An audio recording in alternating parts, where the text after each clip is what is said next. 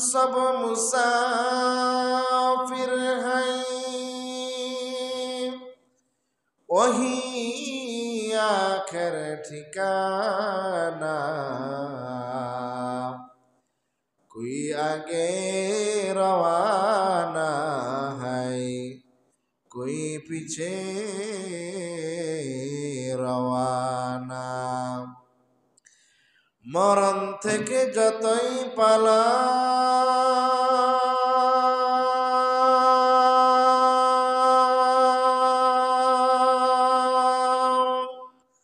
মরণ তোমায় লইবে গিরি।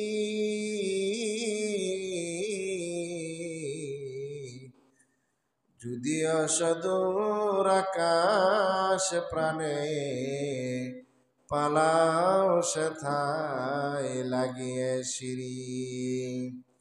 নদী পথে নৌকা চালাও ওরে মাঝি ভাই,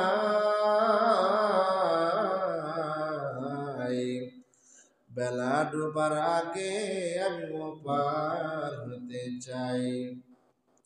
ডুবে গেলে বেলার আর ওঠে না, ভেঙে গেলে মেলার আর জমে না। লা ইলাহা ইল্লাল্লাহ, লা ইলাহা ইল্লাল্লাহ, লা ইলাহা ইল্লাল্লাহ মুহাম্মাদুর রাসূলুল্লাহ সাল্লাল্লাহু আলাইহি সাল্লাতু ওয়াসসালাম। সকলে বলে আলহামদুলিল্লাহ।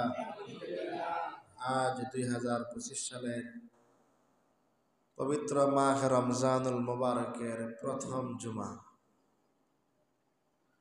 আগামী বছর পবিত্র মাহ রমজানুল মুবারকের প্রথম জুমায় এখন আমরা যারা উপস্থিত হয়েছি, তারা দীর্ঘ 1 বছর পরে রমজানের প্রথম জুমায় উপস্থিত হতে পারবো কিনা কোনো গ্যারান্টি আছে? হতে পারে আমি না থাকতে পারি, হতে পারে ফারাউল্লাহ ভাই না থাকতে পারে, হতে পারে হাজি সাহেব না থাকতে পারে, হতে পারে মনির ভাই না থাকতে পারে, হতে পারে খোকা ভাই না থাকতে পারে। 1 সেকেন্ডের কোনো ভরসা নাই। ভাইয়েরা আমার, আল্লাহ রাব্বুল আলামিন পবিত্র কোরআনে কারীমের মধ্যে দুনিয়ার কোন কাফের, বেঈমান, মুশরিক, ইহুদি, খ্রিস্টান, নাসারাদেরকে ডাক দিয়া বলে নাই, আমার আল্লাহ শুধুমাত্র কেবলমাত্র ঈমানদারদেরকে, মুসলমানদেরকে, আল্লাহ রাব্বুল আলামিনের খাঁটি বান্দাদেরকে ডাক দিয়া বলেন, ইয়া আইয়ুহাল্লাযীনা আমানু কুতিবা আলাইকুমুস সিয়াম কামা কুতিবা আলাল্লাযীনা মিন ক্বাবলিকুম লাআল্লাকুম তাত্তাকুন।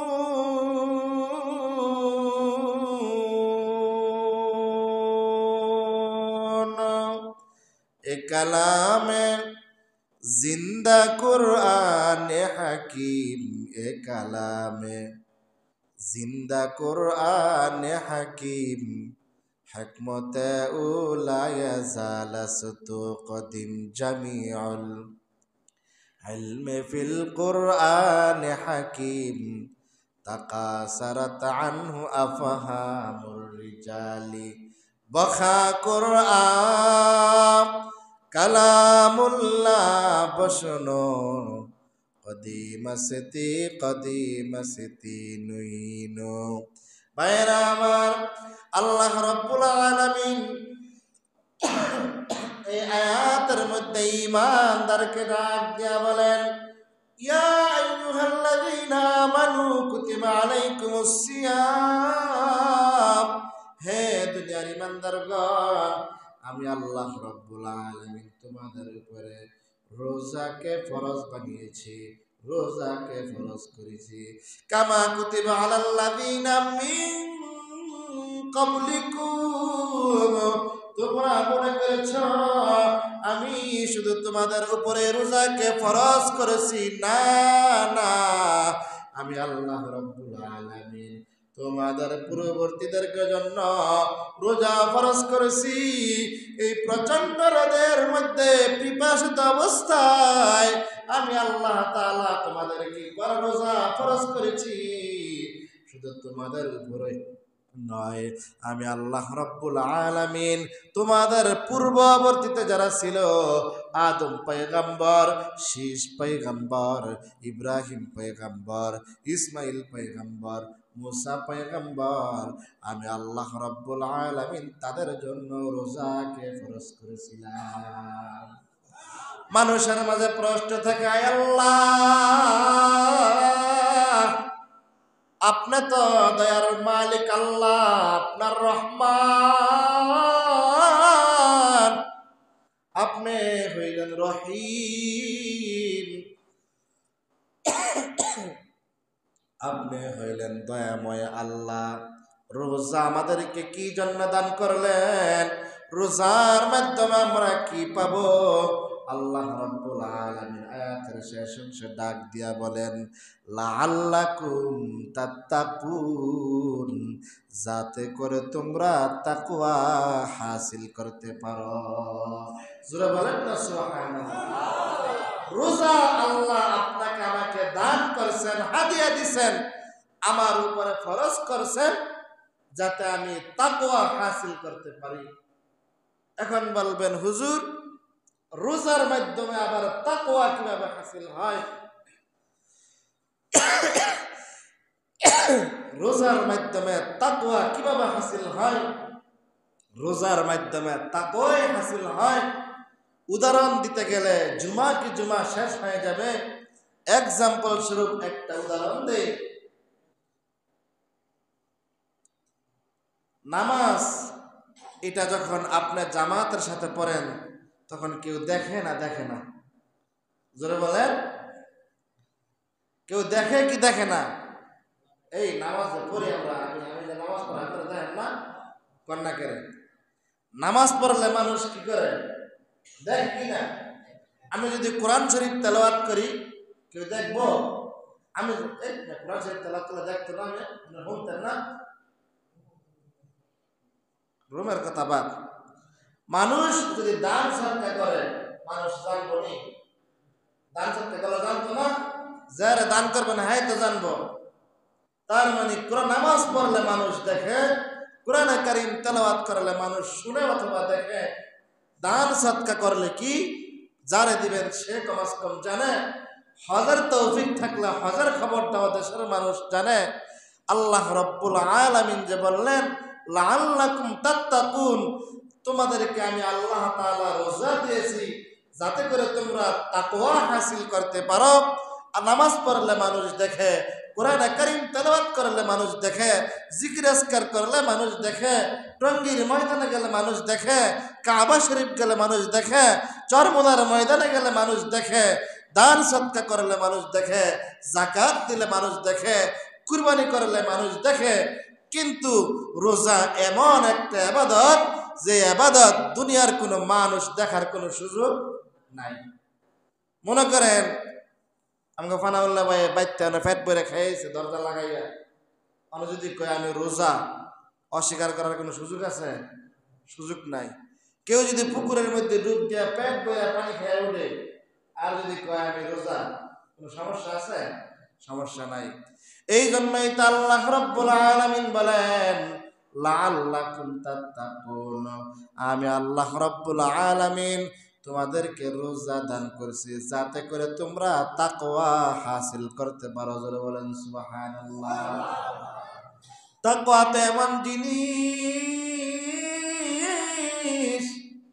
খলিফাতুল মুসলিমিন হযরত ওমর ফারুক রাদিয়াল্লাহু তাআলা আনহুর জামানায় উনি 16,000 লক্ষ বর্গ মাইলের প্রেসিডেন্ট হযরত ওমর। হযরত ওমর ফারুক রাদিয়াল্লাহু তাআলা আনহু রাতের বেলা ঘুমান নাই, শহরের অলিতে গলিতে গিয়ে হাঁটাহাঁটি করতেন। রাতের বেলা খবর নিতেন। লম্বা চূড়া আলোচনা। একদিন হযরত ওমর ফারুক রাদিয়াল্লাহু তাআলা আনহু রাতের বেলা তাহাজ্জুদ নামাজ আদায় করিয়া কোরআন কারীম তেলাওয়াত করতে করতে জীর্ণ শীর্ণ একটা ঘরের সামনে গিয়া পিছনে গিয়া দাঁড়াইছে। জোরে বলেন আল্লাহু আকবার। জীর্ণ শীর্ণ একটা ঘরের পিছনে গিয়া দাঁড়াইছে। ভোরবেলা মা আর মেয়েটা গাবি থেকে দুধ দহন করছে, অথবা বেড়া থেকে দুধ দহন করেছে। দুধ দহন করার পরে ছোট্ট মেয়েটাকে মা ডাক দিয়া বলে, ও মা, সকাল সকাল তো হয়ে যাবে, সুতরাং সূর্য ওঠার আগেই দুধের মধ্যে পানি মিশাই দাও। যদি সূর্য ওঠে আর তুমি পানি আনতে যাও, হতে পারে গতকাল যে এবং আমাদের দেশের বাদশা ওমর ফারুক ঘোষণা দিছে কেউ দুধের মধ্যে পানি মিশাইতে পারবে না। যদি ওমর সাইডি লাগাই দেয়, সুতরাং তাহলে সমস্যা হবে। এক্ষুনি তুমি কি করো, সূর্য ওঠার আগে দুধের মধ্যে পানি মিশাই দাও। পানি মিশাই দিলে দুধটা বেশি করে নাড়াচাড়া করলে পানির সাথে ভালো করে মিশবে, সকালবেলা ধরার কোনো সুযোগ নাই। মেয়েটা বলে, মা, এটা আপনি কি বলেন? গতকাল মাত্র খলিফাতুল মুসলিমিন হযরত ওমর ফারুক রাদিয়াল্লাহু তাআলা আনহু নিষেধ করেছে দুধের মধ্যে যেন পানি মিশানো না হয়। সুতরাং দিন পার হয় নাই, রাত্র পার না হতে হতে আপনি তার উপদেশ ভুলে গেছেন। মা মেয়েকে ডাক দিয়া বলতেছে, এ ছোট্ট মেয়ে, খলিফাতুল মুসলিমিন কি আমার ঘরের সামনে এসে দাঁড়ায় রয়েছিলি? ভাইরা আমার, হাদিসের কিতাবের মধ্যে পাওয়া যায় ওই সময় হযরত ওমর ফারুক রাদিয়াল্লাহু তাআলা আনহু ওই মহিলার ঘরের পিছনে দাঁড়ায় রয়েছে। জোরে বলেন সুবহানাল্লাহ। ও মেয়ে আমার, খলিফাতুল মুসলিমিন কি ঘরের সামনে এসে দাঁড়ায় রয়েছিলি? তুমি বলছি পানি মিশাইতে, পানি মিশাও। এবার মেয়েটা ডাক দিয়া বলে, ও মা, খলিফাতুল মুসলিমিন আমার ঘরের সামনে এসে দাঁড়াইছে কিনা জানি না, তবে খলিফাতুল মুসলিমিনের একটা বাদশা আছে, যে বাদশা সারা দুনিয়ার রাজত্ব করে। ওই বাদশার চোখ থেকে ফাঁকি দেওয়া সম্ভব হবে না। সেই বাদশার নাম কি? জোরে বলেন, সেই বাদশার নাম কি? আমাদের হায়াতের মালিককে, আমাদের মৌতের মালিককে, আমাদেরকে পালনেওয়ালা আমার আল্লাহ। আমার হায়াতের মালিক হলেন আমার আল্লাহ, আমার মৌতের মালিক হলেন আমার আল্লাহ, আমাকে পালনেওয়ালা আমার আল্লাহ, আমাকে খাওয়ানোওয়ালা হলেন আমার আল্লাহ, আমাকে সব কিছু দেওয়ার ক্ষমতা রাখেন একমাত্র কে? ওই মেয়েটা ডাক দিল, মা, খলিফাতুল মুসলিমিন হযরত ওমর ফারুক রাদিয়াল্লাহু তাআলা আনহু আমার ঘরের পিছনে সামনে আছে কিনা আমি জানি না, তবে খলিফাতুল মুসলিমিনের একজন রব আছে, একজন আল্লাহ আছে। ওনার চোখে পাখি দেওয়া কোশ্চিন কাল সম্ভব হবে না। এই জন্য খলিফাতুল মুসলিমিন এই মেয়েটার সামনে গিয়া দাঁড়াইছে। জোরে বলেন আল্লাহু আকবার। কিতাবের মধ্যে পাওয়া যায় 16,000 লক্ষ বর্গ মাইলের প্রেসিডেন্ট, ইসলামী রাষ্ট্রের তৃতীয় খলিফা হযরত ওমর ফারুক রাদিয়াল্লাহু তাআলা আনহুর মেয়েটাকে ডাক দিয়া বলে, তুমি আমার সাথে চলো। বলে, কোথায় যাব? বলে, তুমি আমার বাড়িতে চলো।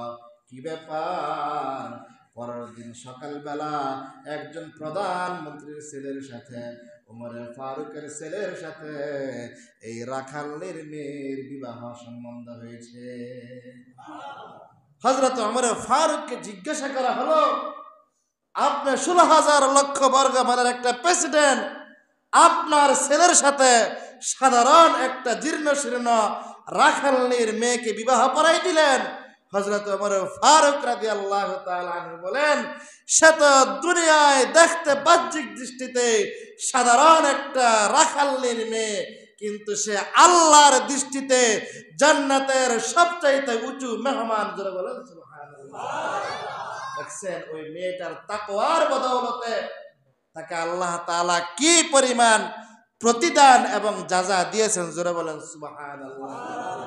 এই জন্য ভাইয়েরা আমার, হাদিসের মধ্যে আছে একজন মানুষ 5 ওয়াক্ত নামাজ জামাতের সাথে আদায় করলে আল্লাহ রাব্বুল আলামিন বলবেন, ফেরেশতা 5 ওয়াক্ত নামাজের বিনিময়ে যে প্রতিদান, যে সওয়াব তাকে তার বিনিময়ে দেয়া হোক। একজন মানুষ হজ করলে হজের প্রতিদান ফেরেশতার মাধ্যমে দিয়ে দেওয়া হবে। যাকাত দিলে যাকাতের প্রতিদান ফেরেশতার মাধ্যমে দিয়ে দেওয়া হবে।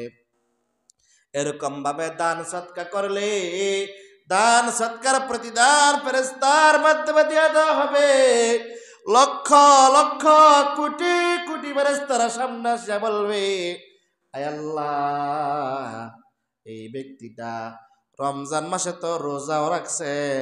আল্লাহ বলবে, থাম থাম।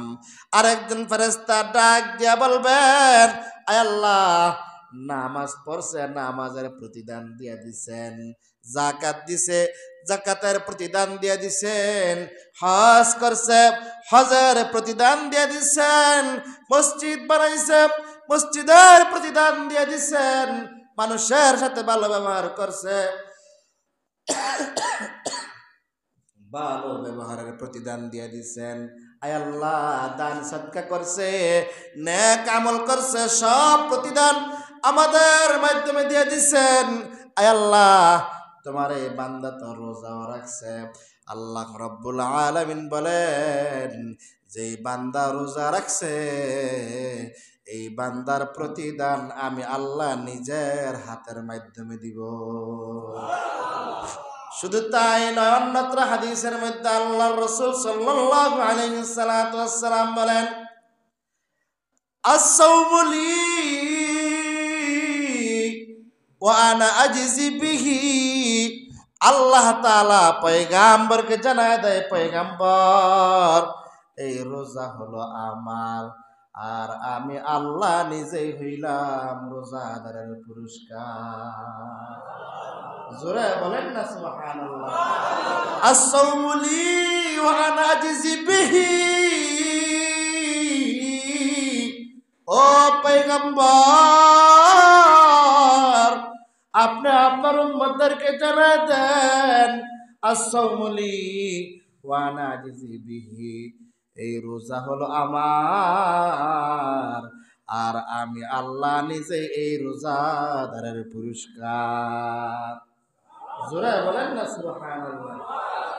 দেখছেন, রোজা একটা অলৌকিক আল্লাহ তাআলার নেয়ামত। সব কিছুর বিনিময়ে আল্লাহ তাআলা ফেরেশতার মাধ্যমে দিয়ে দিবেন। আল্লাহ তাআলা হাদিসে কুদসির মধ্যে বলেন, যে রোজা হলো আমার, আমি নিজ হাতে এই রোজাদারের পুরস্কার দিব। অন্যত্র হাদিসে বলেন, আস-সাওমু লি ওয়া আনা আজজি বিহি, এই রোজা হলো আমার, আর আমি আল্লাহ নিজেই এই রোজাদারের পুরস্কার। জোরে বলেন সুবহানাল্লাহ। তাহলে প্রতিদানটা কি কম না বেশি? শুধু বেশি না অনেক বেশি? ডাক্তার ইউনূস যদি কয়, উজানগমন্দি পশ্চিমপাড়া মসজিদের ইমাম সাহেবের যা কিছু লাগবে সব আমি দিব, আমি নিজে ডাক্তার ইউনূস ইমাম সাহেবের সব, আমার আর কিছু লাগবে? জোরে বলেন। আল্লাহ তাআলা বলেন, এই রোজা হলো আমার, আর আমি আল্লাহ নিজেই রোজাদারের পুরস্কার। জোরে বলেন সুবহানাল্লাহ। কিন্তু কপাল পরা মুসলমান এমন আছে, এখনো সমাজের কিছু মানুষ রোজা রাখতে পারে না। আছে না নাই? কি সমস্যা জানেননি? গ্যাস্ট্রিকের সমস্যা, ডায়াবেটিসের সমস্যা, এই সমস্যা, সেই সমস্যা, মাথা ঘুরন্টিতে ঘুরে জায়গা, আরো নানান সমস্যা। খাওয়া দাওয়া, ঘুম, ব্যবসা বাণিজ্য, হাট বাজার সব কিছু চলে, কিন্তু মাগার রোজা রাখতে কি হয়? সমস্যা হয়। তবে যদি কেউ বেশি অসুস্থতা হয় তার জন্য রোজা কি আছে, মাসালা আছে। আল্লাহ তাআলা বুঝার তৌফিক দান করুক। মোহতারাম হাজিরিন, পোলাওর চাউল দিয়ে যদি ভাত রান্না হয়, এটা যদি একটু নষ্ট হয়ে যায়, ফানিদা খাওয়ান যাব? হ্যাঁ, ফানিদা কাঁচামরিচদা খাওয়ান যেত না পরে দিন সকালবেলা? কেন? এটা তো সাধারণ চাউলের চাইতে ভালো চাউল, কিন্তু ভালো চাউলটা পচলে কি হয়, এটা দুর্গন্ধ ছুটতে যায়। এটা ফানিদা খাওয়ার কি নাই? কথা কন না কে? ফানিদা খাওয়ার কি নাই? সুযোগ নাই। আর যদি 40 কেজির চাউলের ভাত যদি একটু নষ্ট হয়, সকালবেলা ফানিদা খাওয়া সম্ভব না অসম্ভব?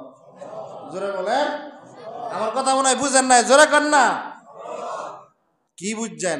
সাধারণ 40 টাকা দামের চাউল নষ্ট হইলে এটা পানি দেয়া মরিচ দেয়া খাওয়া যায়, কিন্তু 140-50 টাকা কেজি পোলার চাউল নষ্ট হইলে পানি দেয়া খাওয়া যায়নি? হ্যাঁ, রোজার মধ্যে আবার এগুলি কি কন, বুঝাইবার জন্য বলতেছি। নামাজ, তেলাওয়াত, জিকির, আজকার, দান, সদকা, এগুলা মনে করেন 40 টাকা দামের, এটা একটু নরসার হইলে পানি দিয়ে কি করা যায়, পরের দিন কাঁচামরিচ দিয়ে খাওয়া যাইব। কিন্তু রোজা এমন এক পোলার চাউল, যে পোলার চাউল সামান্য একটু নষ্ট হইলে দুনিয়ার জিন্দিগিতে আমি শুনি নাই মনে হয় যে পানি দিয়া খাওয়া গেছে। মোহতারাম হাজিরিন, এই জন্য রোজা অনেক দামি না কম দামি? সবাই বলেন দামি না কম দামি? শুধু দামি না, অনেক দামি? অনেক দামি। এই রোজা অনেক দামি। শুধু সকাল থেকে ভোর থেকে সন্ধ্যা পর্যন্ত যদি কেউ উপোস থাকে, এর নামই কি রোজা? জোরে বলেন। হাদিসের মধ্যে আসছে, এই রোজা সহিহ হওয়ার জন্য, রোজা কবুল হওয়ার জন্য, রোজা সঠিক হওয়ার জন্য, রোজা শুদ্ধ হওয়ার জন্য 6 শর্ত। জোরে বলেন, কয়টা শর্ত? রোজা সহিহ হওয়ার জন্য 6টা শর্ত।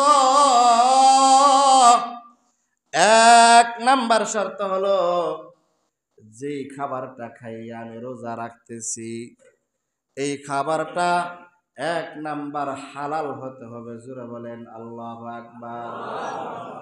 হালাল খাবার আমাদের মধ্যে নাই। শতকরা 80 থেকে 85 জন মানুষ হারামের সাথে সংযুক্ত, হারাম কিস্তি লেনদেন সুদ ঘুষের সাথে সংযুক্ত। মোহতারাম হাজিরিন, তাইলে রোজা সহিহ হওয়ার জন্য 1 নাম্বার শর্ত কি? হ্যাঁ, জোরে কন। কেউ যদি হারাম খাইয়া কিয়ামত পর্যন্ত রোজা রাখে, আল্লাহর কসম 1 বার, আল্লাহর কসম 2 বার, আল্লাহর কসম 3 বার, কিয়ামত পর্যন্ত রোজা রাখতে পারবে, তার রোজা কোশ্চিন কালেও আল্লাহ তাআলার দরবারে রোজা বলে গণ্য হবে না। 2 নাম্বার শর্ত হলো, জবানের হেফাজত করতে হবে। 2 নাম্বার শর্ত, জবানের হেফাজত করতে হবে।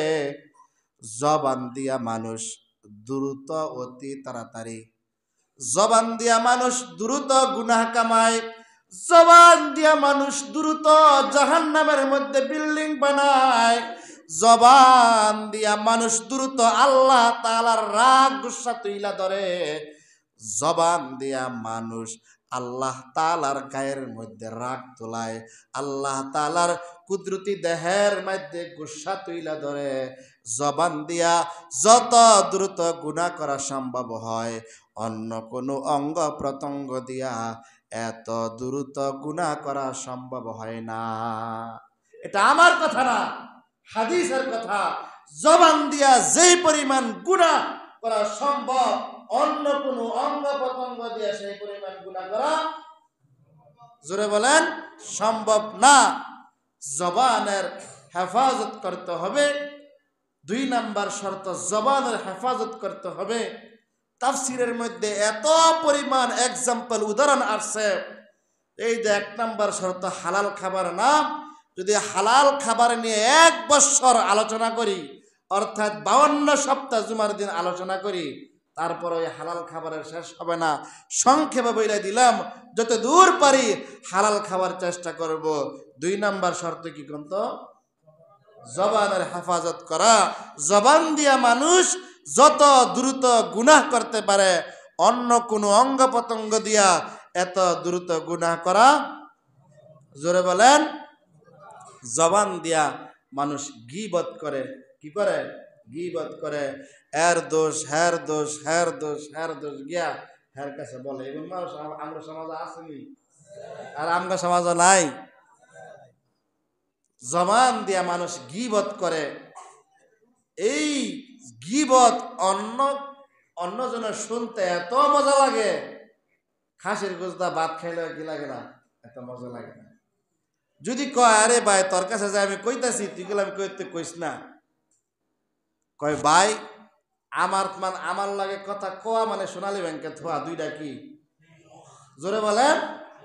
আমার লাগে কইস তার মানে সোনালী ব্যাংকে কি থুইস, তার মানে তুই কয় কোনো সমস্যা নাই। 10 মিনিট পরে যার নামে কইছে কিও ভাই,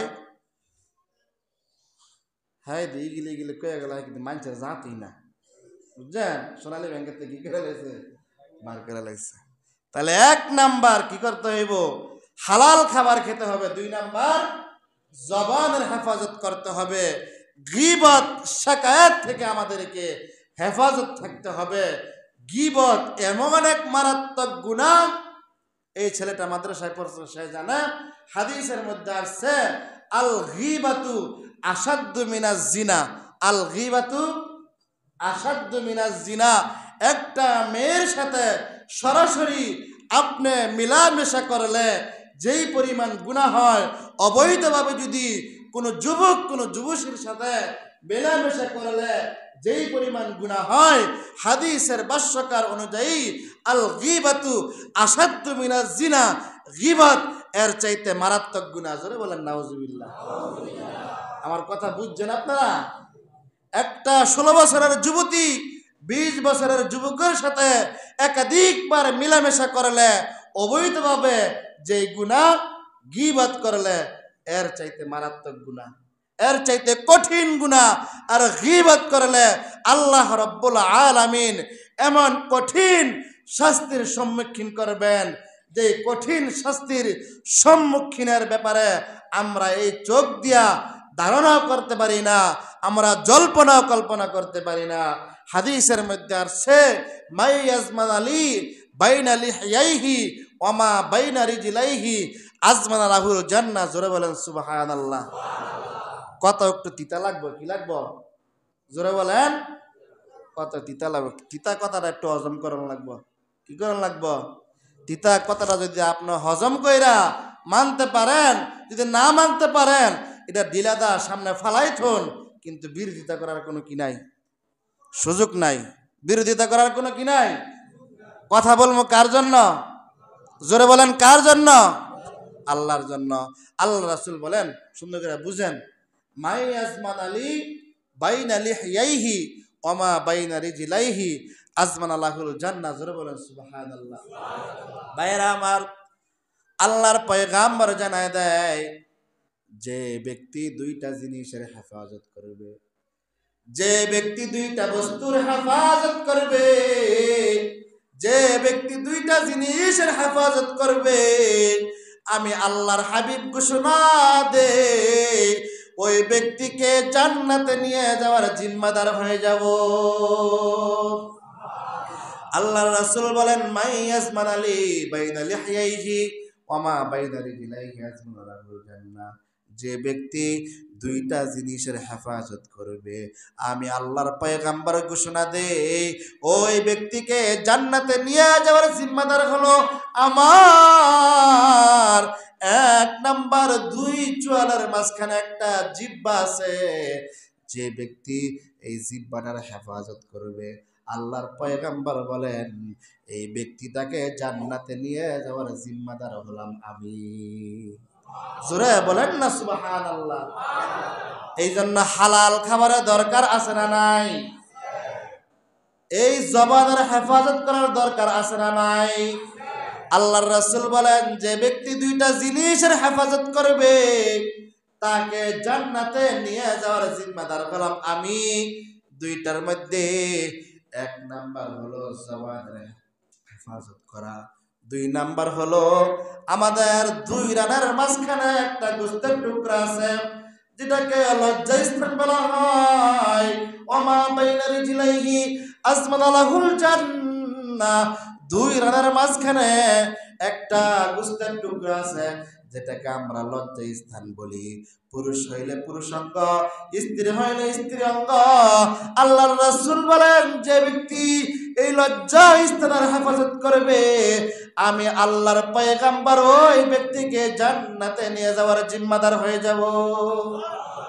যে ব্যক্তি দুইটা জিনিসের হেফাজত করবে, এক নাম্বার জবানের হেফাজত, দুই নাম্বার লজ্জা স্থানের হেফাজত।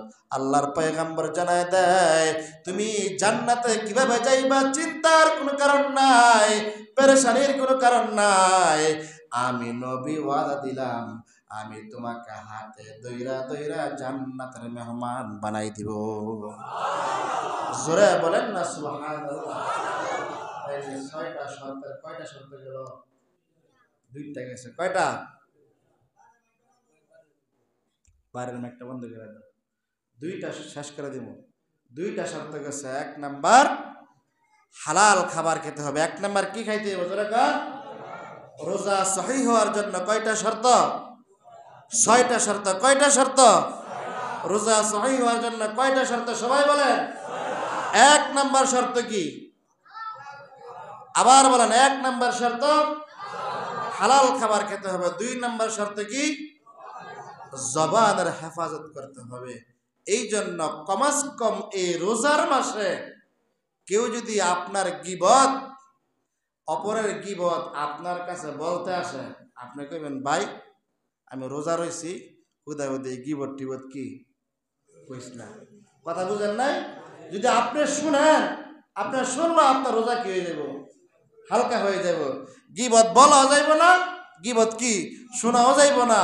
অবসর টাইমে রোজার মাসে সময় কালে না, আছে না এমন? রোজার মাসে কি কালে না? সময় কালে না। লুডু খেলায় আসেনি, ক্যারাম বোর্ড খেলায়, ক্যারাম বোর্ডটা সারা বছরই খেলায়, লুডু খেলায়, একটু আড্ডা মারি, ও বাতাসে গিয়ে বয়ে থাকে, হ্যাঁ একটু আলাপ করার নিয়তে যায়। আরে ভাই আপনি রমজান মাসে একবার সুবহানাল্লাহ বলেন, আপনার আমলনামায় আল্লাহ তাআলা ৭০ বার সুবহানাল্লাহ বলার সওয়াব আপনার আমলনামায় দিয়ে দিবেন। রমজান মাসে এক ওয়াক্ত নামাজ পড়লে আল্লাহ তাআলা ৭০ ওয়াক্ত নামাজের সওয়াব আপনার আমার আমলনামায় দিয়ে দিব। রমজান মাসে একবার আল্লাহ বললে ৭০ বার আল্লাহ বললে যে সওয়াব, এই সওয়াব আপনার আমার আমলনামায় দিয়ে দিব। রমজান মাসে এক রাকাত নফল নামাজ পড়লে রমজানের বাহিরে একটা ফরজ আদায় করলে যে সওয়াব, এই সওয়াব আল্লাহ তাআলা আপনার আমার আমলনামায় দিয়ে দিব। কেউ যদি রমজানে মসজিদে একবার আসে, রমজানের বাহিরে ৭০ বার আসলে যেই সওয়াব, সেই সওয়াব আল্লাহ তাআলা আপনার আমার আমলনামায় দিয়ে দিব। মুহতারাম হাজিরিন, রমজান মাসে যদি একটা নেক আমল করেন কয় গুণ বাড়ে? হ্যাঁ ৬৯ গুণ বাড়ে। কেউ যদি রমজান মাসে একটা গালি দেয়, হ্যাঁ আমার কথা বুঝেন নাই মনে হয়, লাভটা নিবেন লসটা নিতেন না। লাভ নিবেন লসও তো নেওয়ার লাগবো, এটাই তো ব্যবসা, ঠিক না? এই জন্য সওয়াব কামায়ের মৌসুম, এরকম ভাবে আল্লাহ তাআলার রহমত কামায়ের মৌসুম, জাহান্নামের আযাব বন্ধ।